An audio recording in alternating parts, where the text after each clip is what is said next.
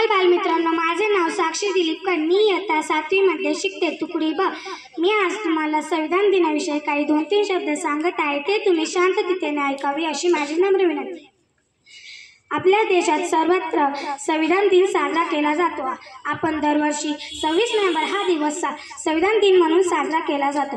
आपल्या भारत देशात 26 नोव्हेंबर 1949 रोजी संविधान सभेने आपली सध्याची राज्यघटना स्वीकारली.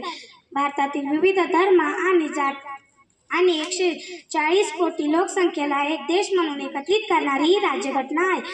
आपल्या देशात सर्व कायदे या राज्यघटनेनेच बनवलेले आहेत.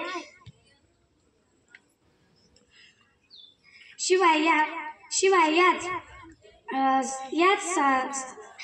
याच संविधानाने आपल्याला सर्व हक्क दिलेले आहेत.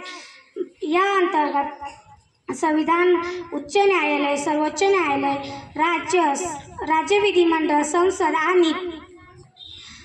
आणि यासह सर्व हक्क आपल्याला संविधानानेच दिलेले आहेत.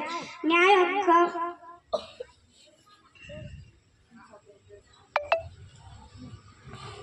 संविधान लिहिण्यास 2 वर्ष 11 महिने 18 दिवस इतका कालावधी लागला. स्त्री पुरुष एक समान, दोघांना मिळते संधी समान. स्त्री पुरुष एक समान, दोघांना मिळते संधी समान. मिटून भेद सारे संविधानाने दिला आपल्याला जगायचा अधिकार.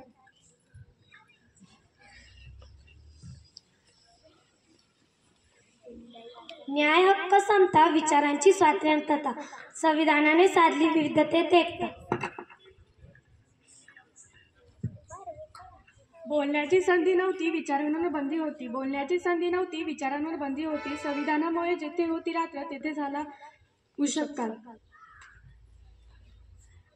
नष्ट केली अस्पृश्यता, केला अन्यायाचा सहार. संविधानामुळे मिळाला जगण्याचा अधिकार. सर्व धर्म संप्रदाय एकत्र गुंपले, संविधानाने जगीबी समतेचे रोवले. धन्यवाद. नको राजशाही, नको ठोकशाही, संविधानाने दिले सगळ्यांना लोकशाही. धन्यवाद.